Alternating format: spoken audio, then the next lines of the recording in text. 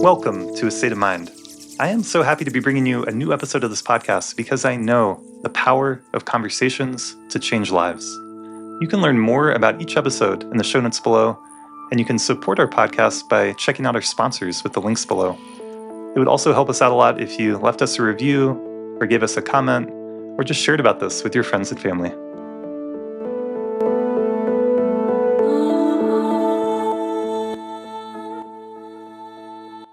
So I'm here today with Adam Baraz. Adam, thank you so much for being on the podcast.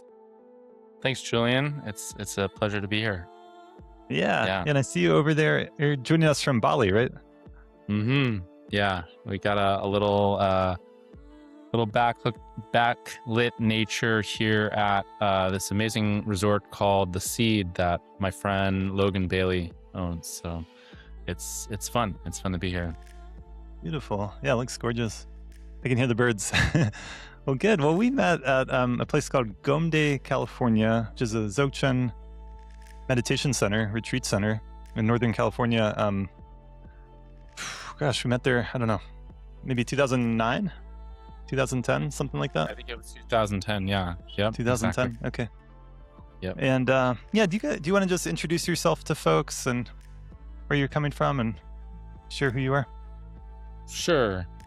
A little bit about me. I grew up in Berkeley, California, and my father, both my mom and dad are longtime meditators. My dad, James, helped to found and is a guiding teacher at Spirit Rock Meditation Center of Vipassana Mindfulness Retreat Center in Marin, and grew up interested in spirituality, psychology. We both went to Naropa University in Boulder, and I got my degree in somatic psychology, body-mind psychology, and have been in the field of somatics, body work, counseling, and meditation, as well as expanded states consciousness work for now going on a decade. So I'm interested in studying, practicing along the lines of, how does human transformation happen? How does embodied transformation happen? How do we transform trauma, stress, and find more joy in life, and also to deepen in especially states of well-being and creativity along those lines. Beautiful. Yeah, we have a lot in common. It's been great to know you over these years. And so your father, James Baraz, co-founded Spirit Rock, the meditation retreat center. Is that right? That's accurate. Yeah, that's right. Yeah. So I'm just curious, anything to share about what it was like to grow up with meditation teachers, as parents. I don't really have anything to compare it to. My dad, my mom are both awesome. I was kind of running around at the family day events. I think that Dharma has kind of always been in my life, and maybe when I was growing up, it was kind of like the backdrop. I just sort of took it for granted. And I also was a little bit self-conscious that we had these Buddha statues in our house. And, when I was really young, I kind of was like, why can't you be a lawyer? Why can't you be a doctor? Why can't you be, a little bit more conventional? But then over time, I grew up and felt, grateful that my dad has a very unique approach of seeing the world and seeing, I think, the good in people, and seeing that we can all change and transform and learn from our mistakes. And so that's been, I'd say, a blessing in my life. Yeah. Yeah. Beautiful. Yeah. And I didn't mean to talk over you. I think you were sharing that Jack Kornfield is the famous meditation teacher who founded Spirit Rock. And it's over there. Jack Kornfield, Guy Armstrong, Eugene Cash, my dad was part of the team that had the vision to be part of it. So just to say that he's not the like only one, but a group of early teachers. Yeah. Interesting. Yeah, they've all been really influential. It's interesting to think about growing up with parents who are actively teaching meditation and involved in that, because there's a natural tendency, especially when we're teenagers, to rebel against, I think, what our parents are doing. So maybe you had some of that, but now you're a meditation teacher yourself. Something like that, just briefly to say, that was kind of hard for me because I really wanted to rebel against something, but my dad's kind of maxim was, don't hurt other people and don't hurt yourself. And other than that, you can, I support you in it. So there wasn't a lot to rebel against. And I think in my teenage years, I did my best to push back, etc., explore. But my parents have always been pretty supportive of my path, and I'm grateful for that. Beautiful. Good. Yeah, and then I have a lot of things I want to ask you about, but one of the things that you've done that's pretty unusual is 49 days in darkness on a darkness retreat. Do you want to share with us a bit about that and what led you to that? And it seems like a long time, 49 days to be in total darkness.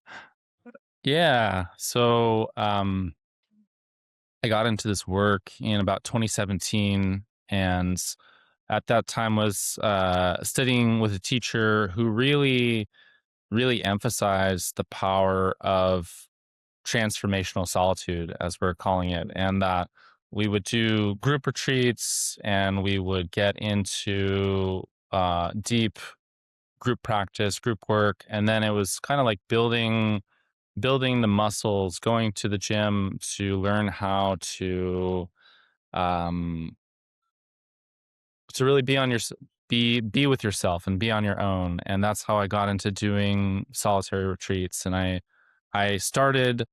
My teacher Reggie at that time, he was saying, the thing about darkness retreats is there's no breaks. That you are in darkness and you don't have any kind of breaks between sessions. You have to learn how to be with yourself for a sustained period of time. And there was something about that really hooked me, that really kind of drew me into, I wonder if I could learn how to be with myself. I wonder if I could enjoy that experience. And so I kind of think of darkness as like the extreme sport of meditation. Yeah. And the first journey was actually a really, really powerful, positive journey. I started with a week, and then I asked my space holder at that time, I said, what's the longest time that you've done? Because she has a very radiant presence and radiant aura. And she said 3 weeks. And then I thought to myself, well, anything you can do, I can do. So I went back for 3 weeks, and that really became the kind of momentum moment for me. I did that in 2019.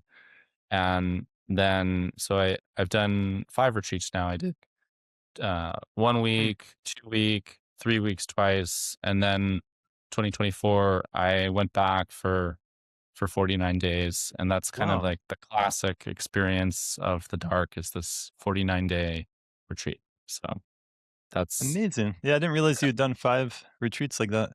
You said something about you started with this work in 2017? Mm-hmm. Yeah. Because you've been meditating for longer than that, obviously. So what do you mean when you say 2017? Well, 2017, I went to Guatemala, Lake Atitlan, and at that time, there's a center called the Mahadevi Ashram. I just searched on Google, where can I find a darkness retreat? And almost immediately, I saw this place pop up, and I thought, this is the place. And there's this beautiful earth dome. It's got some kind of Shiva eyes on it, painted onto the dome. And Hmm. I just knew that I was going to be in that dome, and I signed up for the retreat. And it was one of the more kind of, um, I guess, mythic journeys of my life of finding a place online, going to another country, going to Guatemala, going for this retreat, not knowing what I was going to find, going in, having a really powerful experience that changed my perception more than I thought it was going to, and coming back and saying, wow, I want to do more of this. Okay, got it. Amazing. Yeah. Yeah, so I did a meditation retreat at Lake Athlon at a place called the Hermitage, but it was not a darkness retreat for me. But it's a beautiful, special place to meditate and to be in stillness. And the lake is so beautiful. It's a very special place. Um, so I mean, you're a longtime meditator, and then deciding to go in the darkness. Do you want to just speak to that? I mean, for people listening, is a darkness retreat like what you did something that potentially anyone could enter into, or would you recommend someone have a good deal of meditation experience going into it?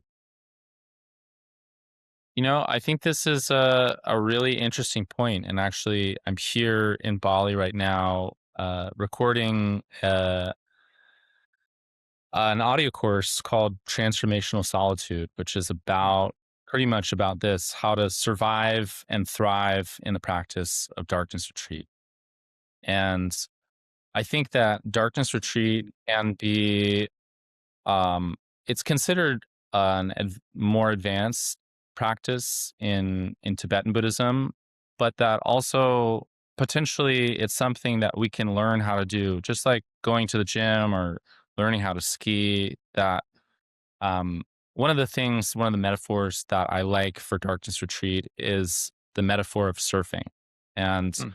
that on the one hand, you're going into a room that's as it sounds like it's a dark room. In fact, it's a pitch black room, and there's a toilet, and there's a bed, and there's a shower, and there's a slot in the door where the food comes through, and you actually have everything you need, so to speak. It's not it's pretty much set up to allow you to take care of yourself, and you are without sight. You are simply like a blind person for a week or however long that you go in. And so it's this sensory deprivation process, and that that's very different.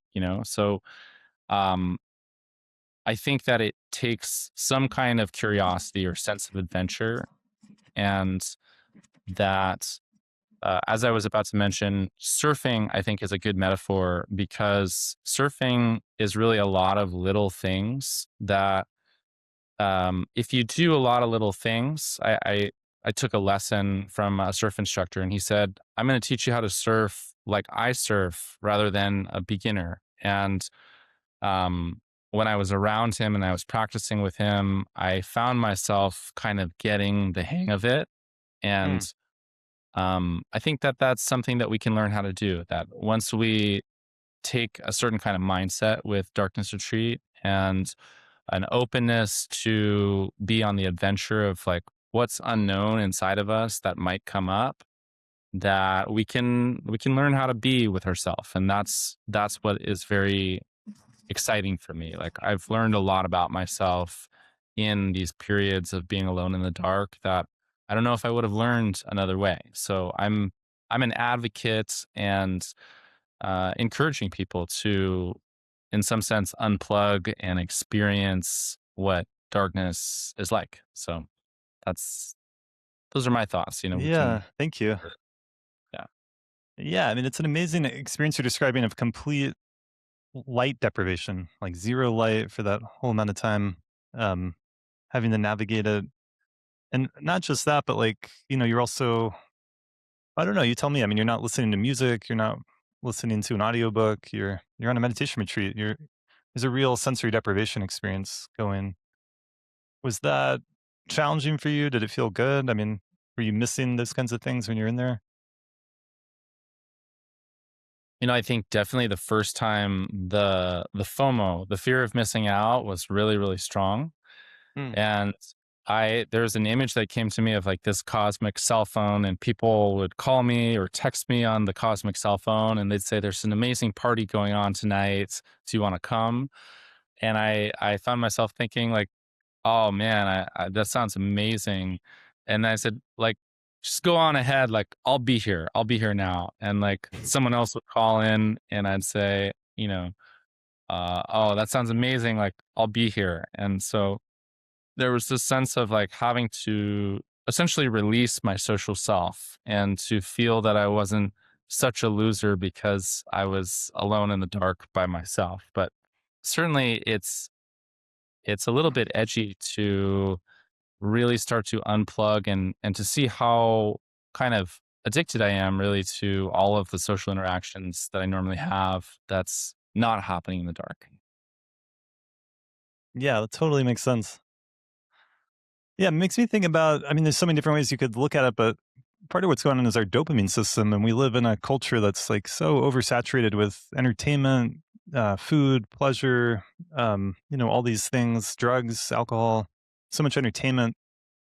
And so our dopamine system, we're kind of training it to constantly get all these dopamine hits all the time, especially with social media scrolling, like in a very easeful way that doesn't require any effort. So there's I mean, our dopamine system evolved to reward effort we made when we would find a reward. Like we would hunt in the forest and we would find food, and then that food Hmm. would feel really good to us and would motivate us to do it again.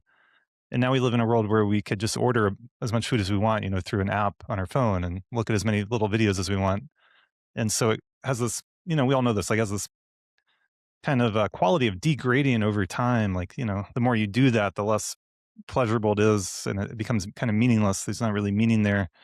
So I mean, what you're describing, I was thinking about it yesterday. It's like the ultimate dopamine reset. I mean, you're really like not getting these sources of dopamine. But I would imagine the first few days would probably be the hardest, and then kind of settling in, and then your system would reset to this new reality, and it could become incredibly. I imagine I haven't done it myself, but I know this just from meditation retreats. I mean, incredibly sensitive. The sensitivity can become more and more intense. And there's something really beautiful about that. In our world, we've lost touch with that sensitivity in our world because everything is so big and bold and loud and grabbing our attention, you know. Hmm.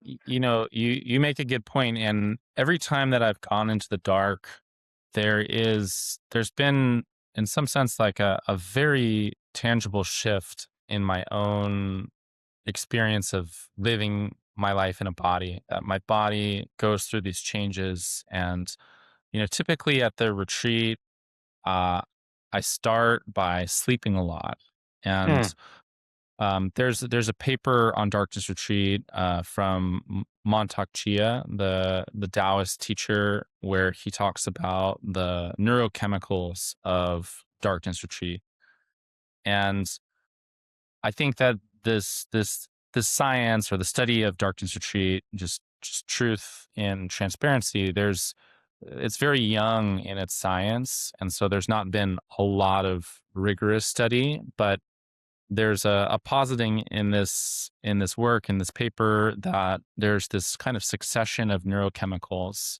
starting with melatonin in the beginning, where there's a kind of sleep forever phase where you kind of feel like you can just hit the snooze clock on your alarm because there's no one to wake up for except for yourself, and there's not a lot of motivation, right? So there's not that same reward, but there's something very restful in the beginning. And then after that, you you kind of think you could maybe sleep forever, but then this other chemical, pinoline, kicks in.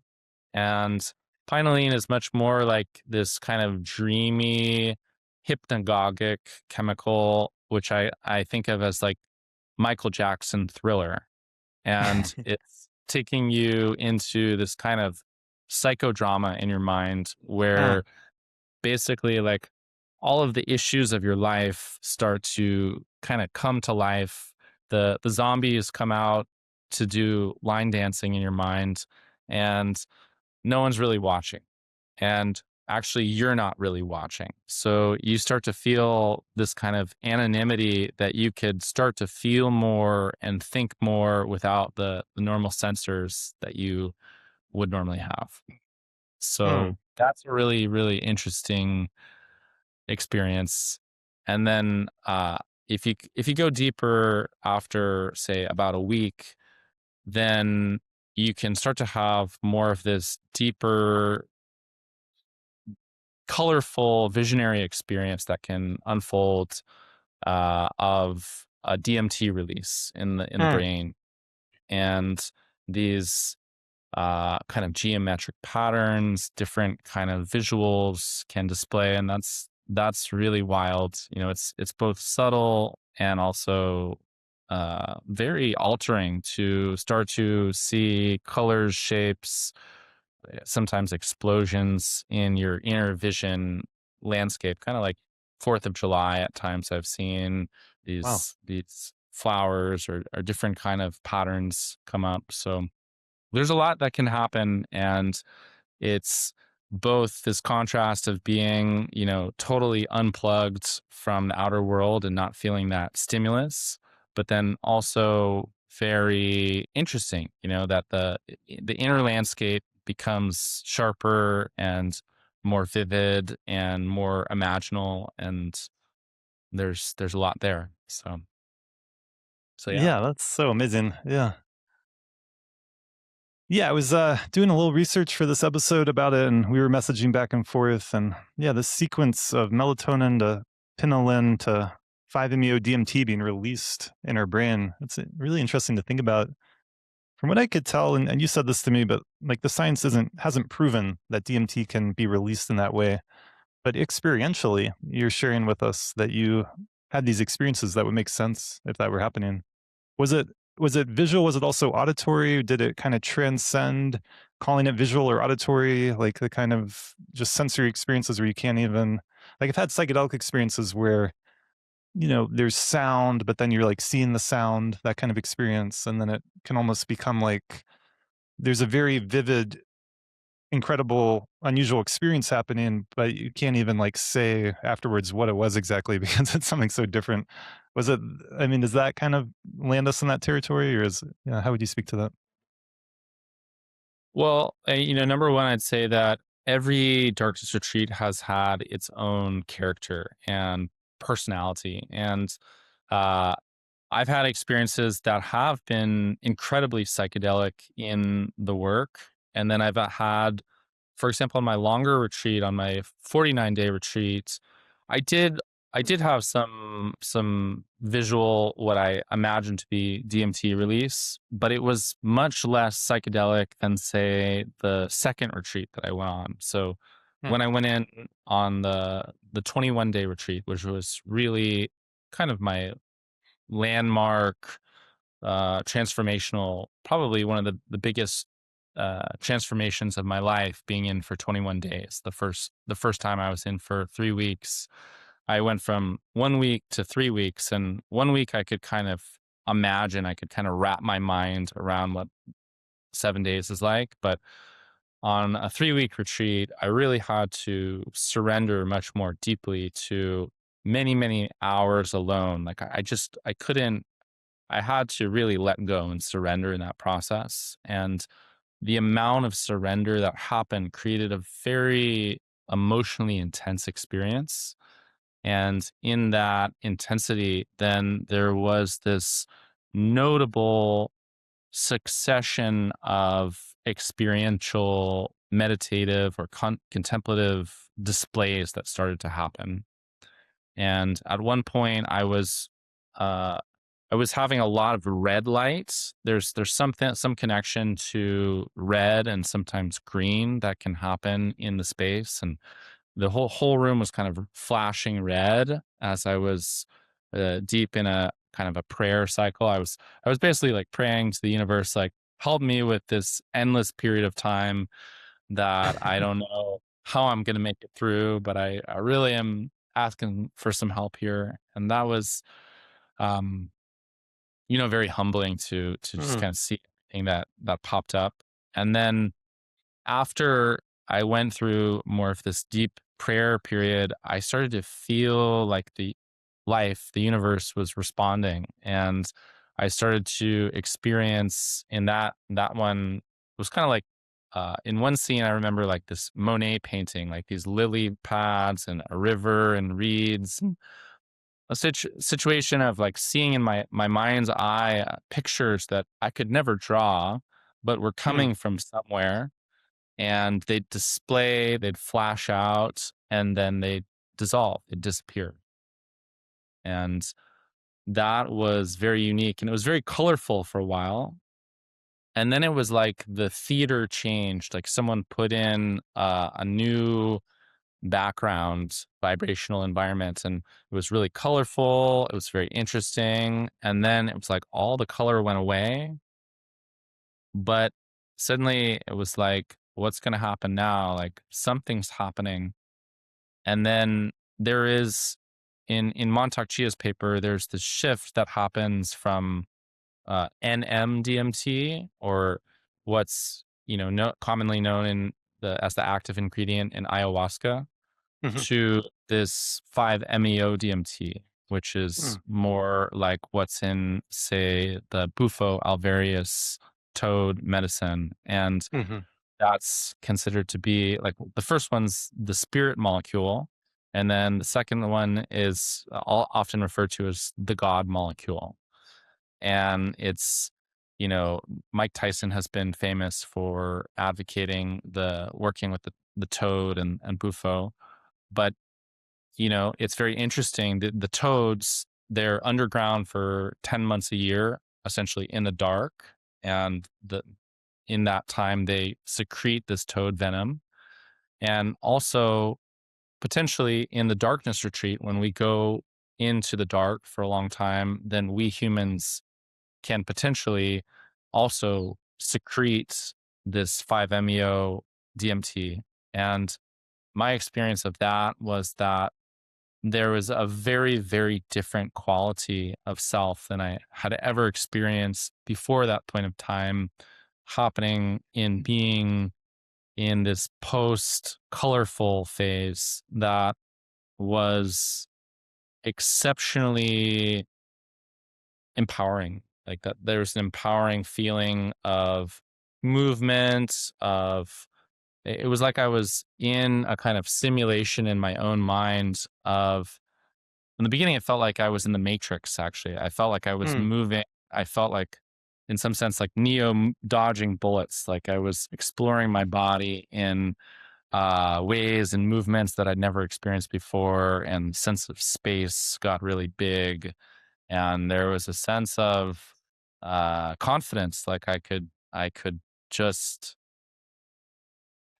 I'll tell you one thing. Like there was a scene where I imagined it in my mind, basketball players.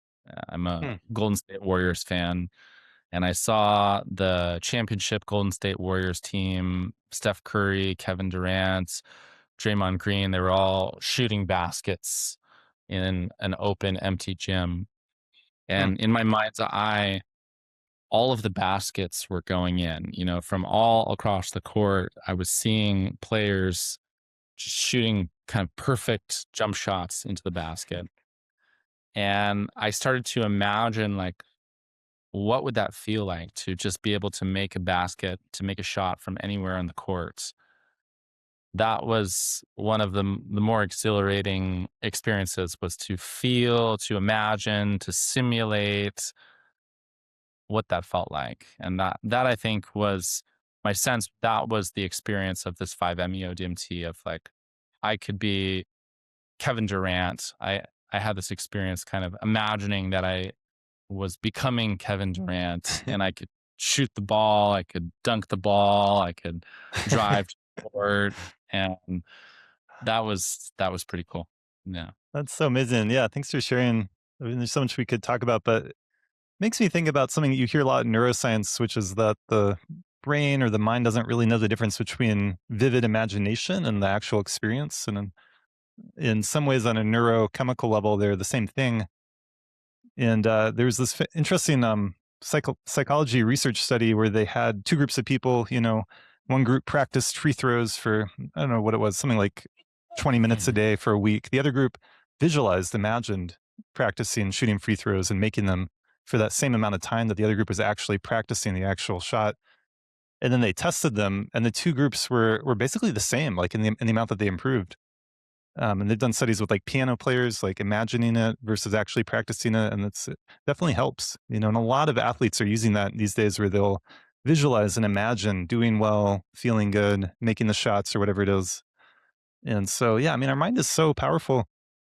I was just looking at 5 qualities that make something addictive, because I'm just thinking about this darkness retreat. Like, one way you could look at it, and I think one reason why it's appealing to us, obviously, I mean, there's so much potential for growth and insight and really seeing how our mind creates our world. But it's an opportunity to stop anything you're addicted to, right? I mean, it's pretty much anything that you could be addicted to, I would imagine, could be stopped in a darkness retreat. But there's this 5 qualities that make something addictive.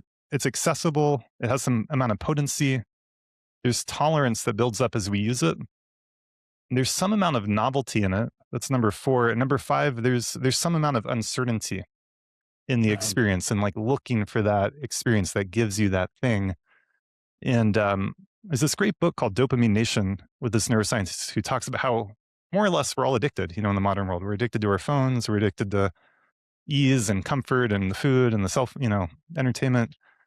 But there's certain addictions that are really destructive. Like, I've had some clients, they're addicted to things like pornography, and this like list of these 5 addictive qualities is like so accurate. And it's really helpful for them to learn about these qualities and understand, like, okay, they're searching for the video, they want something with some amount of novelty, it's like, and they want something and it builds up this kind of like tolerance where it no longer gives them what it used to give them. And we all know Mhm. this addiction cycle, but it's just interesting to reflect on how subtle this addiction creep can start to creep into our lives. I've seen that in myself, how addicted we all are in different ways. And then if you go back and read like the earliest Buddhist teachings on meditation, like the Theravada and what's called the Hinayana teachings in the Tibetan tradition, um, you could like understand all those basic meditation teachings as a way to break the cycle of addiction. Like, stop clinging, that thing that you're grasping and trying to hold on to and get to. Like, stop doing that.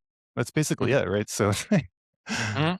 Mhm. yeah, I think that you have a really good point. And every time I went into the dark, there was part of the thing that compelled me to go back and do 5 retreats in the dark was pretty much I would feel at some point like a buildup of intensity in my life and a feeling like I really just need to let all this go. mm, And there was something very relieving about having space and time where it's unstructured. And I would, I actually, from the second retreat onward, I would choose to do this period of 4 days where I wouldn't have food, and up to 15 days, sometimes where I do an apple fast or an apple cleanse. I just wow, eat apples for 15 days. And I'd call it the period of nothing to look forward to. And it's pretty much just like it sound. Like, it was, in some sense, it was grueling. In some sense, it was just seemed like an endless period. But there was pretty much, like you said, there was this cleaning out of uh, my willpower to go for sugar, to go for my cell phone, to go for cannabis, to go for pretty much anything that was going to be the pleasure seeking part of myself, yeah, and um to feel this withdrawal. Like, I would experience the part of me that was like an addict having to go through this withdrawal symptoms, but it also felt very deeply healing and resetting for me. And it felt like over time, like, wow, I can really trust this process to help me, like a therapy, like a kind of a detox center. And I'd come out and I'd feel much more clean inside. I'd feel much more clear and present, and I'd feel mm. grateful, like, wow, this is amazing technology that ancient people knew how to use, that I'm so grateful that's around. Yeah. Yeah, thank you for sharing. It's inspiring to hear, just that this is possible. And so many of us are so busy nowadays. The idea of going for 3 weeks or for 49 days probably feels impossible for a lot of people. Maybe it is, but the reality is like I think we have more freedom and more choice than we give ourselves credit for. If you really wanted to, a lot more of us can make space for, if not a darkness retreat, at least a meditation retreat, at least long Hmm. enough to experience some of these positive effects you're talking about. I guess a couple questions are occurring to me. One, did you have space to move and like do yoga? And two, were you able to keep track of time, or did you totally let go of any awareness of what time it was or what day it was? Hmm. Yeah, so there's room to move about, and I would typically go through phases of sleeping, eating, meditating, stretching, doing yoga, some kind of active movement every day. And I felt like movement was really important, that there was a part of me that wanted to kind of like, yeah, like, F it, like it's not important. But there was a part of me that found like if I could go through this kind of cycle of movement, meditation, eating, sleeping, sometimes chanting, that would be the kind of like revolving door of the daily routine. And that would kind of keep me on track going through this cycle of activities. And I felt that that was a really important part, was actually getting the movement in. I do push-ups or sit-ups, some kind of exercise. I'd also shower, and that cycle was part of the cleanse, let's say, the cleanse or the Hmm. detox. And then certainly time, I think time is definitely like the main villain in a darkness retreat, that you're Hmm. wondering like, okay, well now it's been 1 day and 3 hours. I have 7 more days, or I have 21 more days, like when am I going to get there? And there's that part of us that is in, I talk about it as like the difference between chronos, chronological time, and kairos, which is this more organic, natural sense of time. And that one of the most powerful shifts that happens over time in the dark is a sense of coming back to a more natural sense of time. Like Hmm. in Guatemala, there would be in the morning, there'd be the birds. Like right Hmm. now, there's birds chirping. There's kind of the morning time of the birds. And then in the evening time, there'd be the crickets. And Hmm. so this birds and then the crickets, the birds and the crickets, that was bringing this kind of like earthy, organic, rhythmic cycle that I'd go through. And it was really powerful to feel my body starting to unplug from this chronological iPhone, check my iPhone time, Right. to a much more kind of natural state of feeling the passage of time organically and sort of knowing, oh, it's nighttime right now. I'm about to go to sleep. And somehow the body knows, and then it Hmm. wakes up, and you'd hear a ring of the bell, and you'd know, okay, it's morning time or it's lunchtime. And it's quite a reset, and just to speak this in, I think there's a real powerful luxury of getting to unplug from chronological time and Hmm. to experience what it is to be in a more timeless time, or even primordial time, a time outside of time, which is, I think, one of the real incredible gifts that happens when you're alone by yourself in the dark. That you lose that chronological time, and when you do, then life, it's almost like a return to innocence in a way. It's a return to more of like a childlike wonder or experience of not being in control of everything, and in losing that control, then also feeling much more like in a beginner's state of mind Hmm. where everything's more fresh and natural, and um not without its own challenges. Not to paint it out like uh Disneyland here, like it can get boring, it can get monotonous, but it also, every time I've gone in, I've learned something new about myself, and so it's rewarding in that sense. Yeah. Thank you for sharing that. Yeah, self-knowledge is really the name of the game with inner growth, with the spiritual path. If we looked for a common theme, like from Socrates to the Buddha to all these saints and sages, like self-knowledge, like knowing who we really are. But what you just shared about time is really beautiful, and I feel that in myself, like running on this clock time, checking our watch, checking our phone, and then forcing myself to do certain things. Now's my lunch break. Now, and as a therapist, my days and work week can be incredibly time structured. And that's been a challenge for me. And, I think I might, as I grow and evolve, find new ways to work with that. But, I see people for these 55-minute sessions, and I'll have 3 or 4 in a row, and then I'll have a break, and then I'll have 2 or 3 in a row. And um, I think we learn that from a young age in this culture, and it's just fascinating to reflect on what would it be. I've experienced it with like long backpacking trips and camping and on meditation retreats to some degree.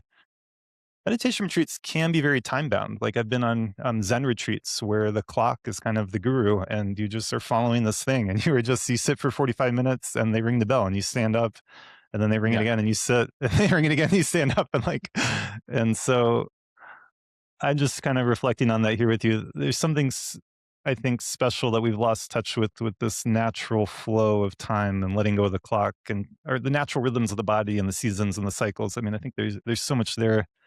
But I imagine our ancestors, a lot of them were very smart, very productive, very capable people, and they weren't running on this clock. So, there was a more natural rhythm happening.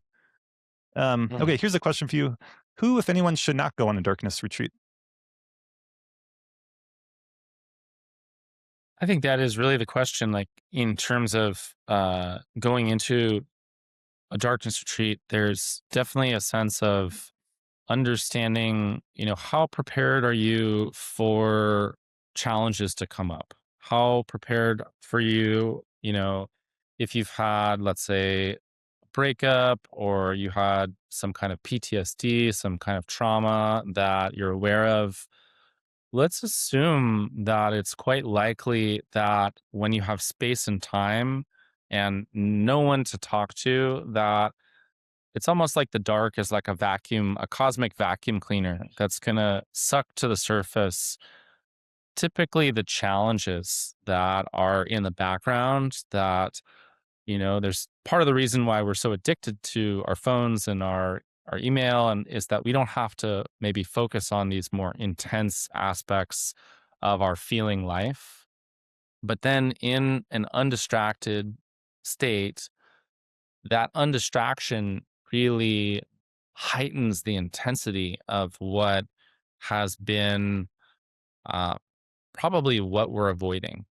So my question to anyone who's thinking about doing a darkness retreat is how willing are you to experience, let's say, pain, stress, struggle, and that could be mental pain, but it could also be like you're alone by yourself and your knee hurts. Like if you Hmm. how okay are you experiencing the headache or the, let's say, if one time I came to Guatemala and my ear was slightly clogged, and for about Mm. 4 days I'm experiencing this heightened experience of my ear being clogged, and that can be really annoying, like, and there's an impulse like I need to get my ear unclogged, but how willing are you to sit through this kind of, either if you're off balance or your back hurts, um, just to be very eyes wide open that there's typically some kind of physical or emotional or existential challenge that's going to come to the surface. And how much equanimity do you have? How much balance in your own state of being to be with the unpleasant can you tolerate? Hmm. And I think that my space holder, she was famous for saying, know your edge, know how much challenge or edge you're okay with. And darkness retreat, I think, grows that capacity over time. It's like going to the equanimity gym, because there's going to be some challenges. There's going to be something that arises that gives you a little shock, or like, you'll drop you'll drop your water bottle, you'll misplace your pants, and you feel disoriented. And these little things that wouldn't make such a big difference if you had the lights on could Mm, suddenly feel like a huge, like, what am I going to do? And no one's here to help me. Like, it's bringing us back to a kind of heightened awareness, maybe hyper arousal, um, where, in I think in brain chemistry language, our amygdala becomes very activated. And then mhm. how do we come back to a sense of calm or ease, or a baseline that feels workable? Like, that's a really key skill set that you can learn in a group meditation retreat. And then in the darkness, you're really being asked to be kind of your own therapist, potentially your own meditation instructor, on a longer retreat, your own best friend. Mm. You could, if you miss your partner, your own lover. There's a lot of different selves, kind of different hats that you could be um, having to creatively adapt to and through within yourself. And I think that's Yeah. kind of the fun of it, but also the challenge of it is to really feel our ability to meet the moment and to find a a creative response to the challenges that we face. Yeah, beautiful. Yeah, you're really giving me an appreciation for what it would be like for the challenges there. It's not, like you said, not a Disneyland. Like, we don't want to idealize it too much, because for sure it's super challenging. And that's also part of what makes it so rewarding, I would imagine. It reminded me, this was like years ago, but I met my family on a trip in Costa Rica and went snorkeling. And they were like in the waves there, and flying back, my ear was like kind of clogged up. And then when I got back to Colorado, I did a like short solo meditation retreat down in Crestone.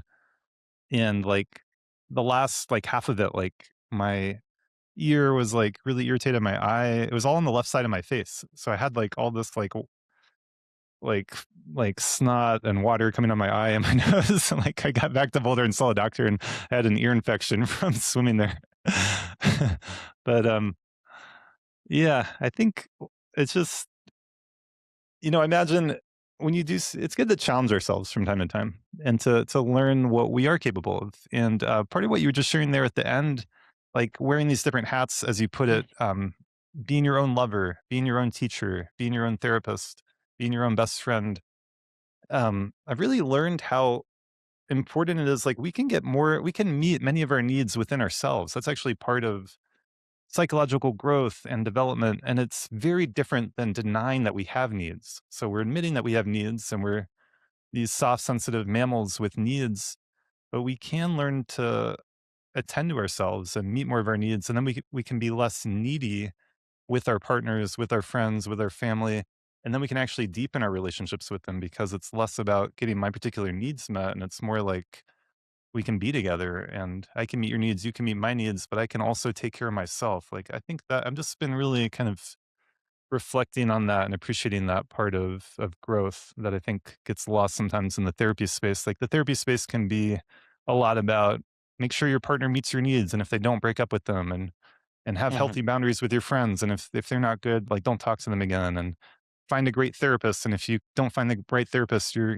lost. And it's like, no, like, we can become more and more whole, more and more complete, less and less needy, even though we have more and more needs, but we're less needy. So I've been reflecting on that. Yeah.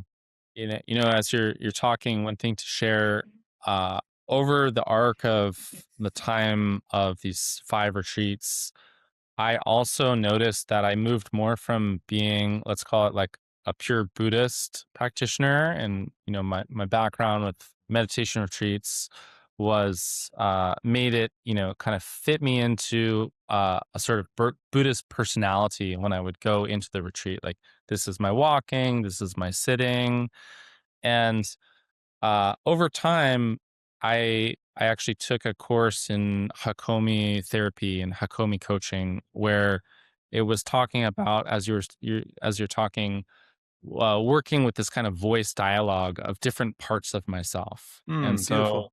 Yeah. just to share, I started to work with like that there was a wise part of myself, a Hakomi therapist or trainer, and I'd start to speak to myself in this Hakomi voice.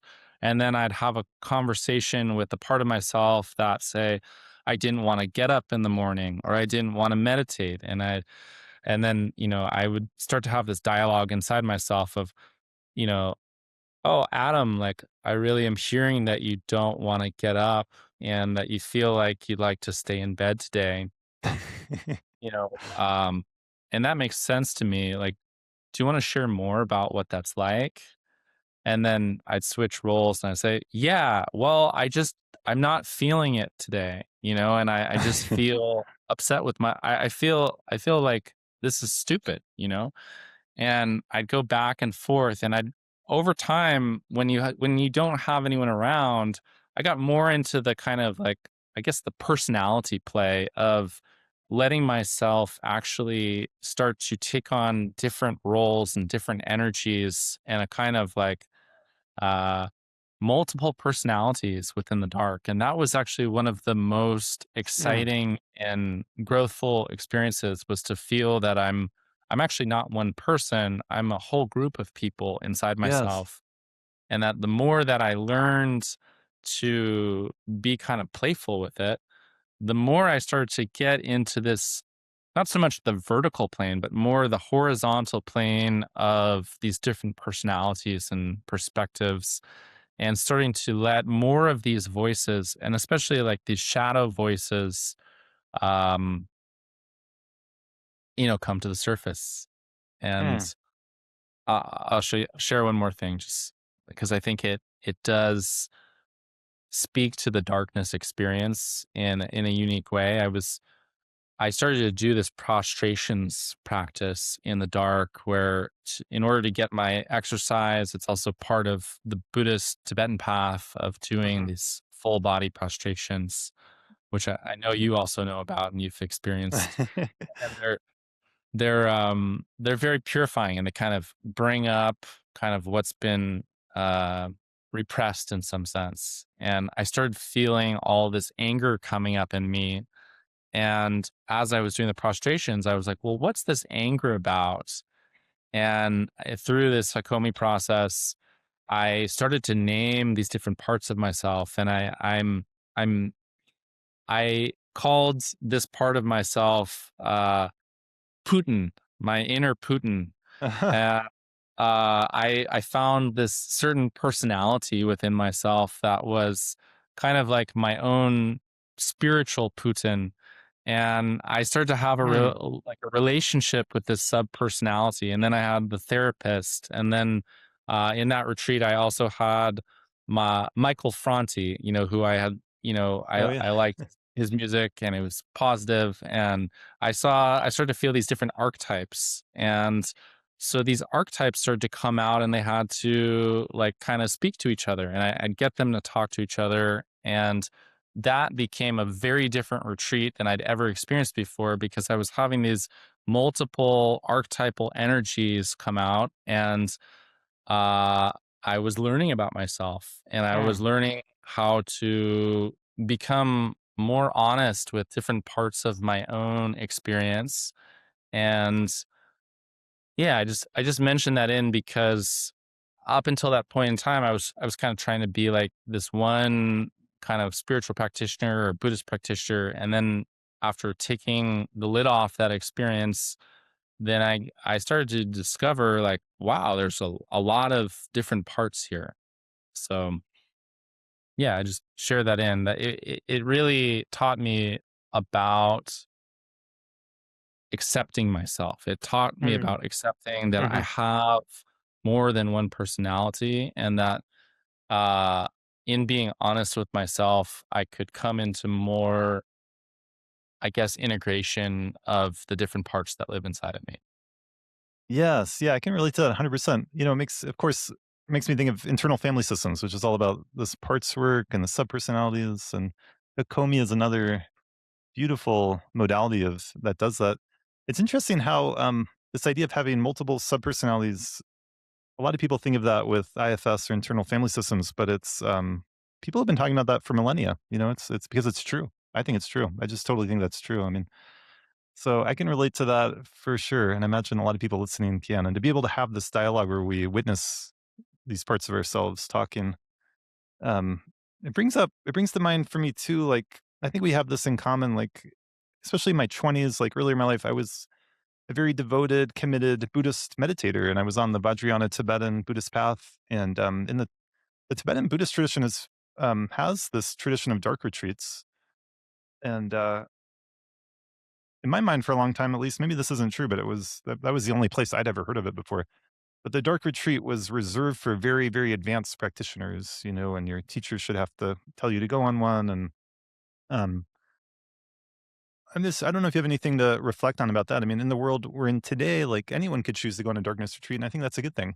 So I don't see it necessarily as only like the rarefied world of like very advanced yogis or yoginis should do that. But I imagine there are reasons why in the Tibetan tradition it was reserved for that. And I've heard a story when I was at Naropa University that Chogyam Trungpa Rinpoche was asked about darkness retreats, and he said, "You either become enlightened or you go insane," and that's why it's reserved for the most advanced meditators. But that's pretty extreme, and obviously isn't literally true here. So, anything you want to reflect on about that? Yeah. Well,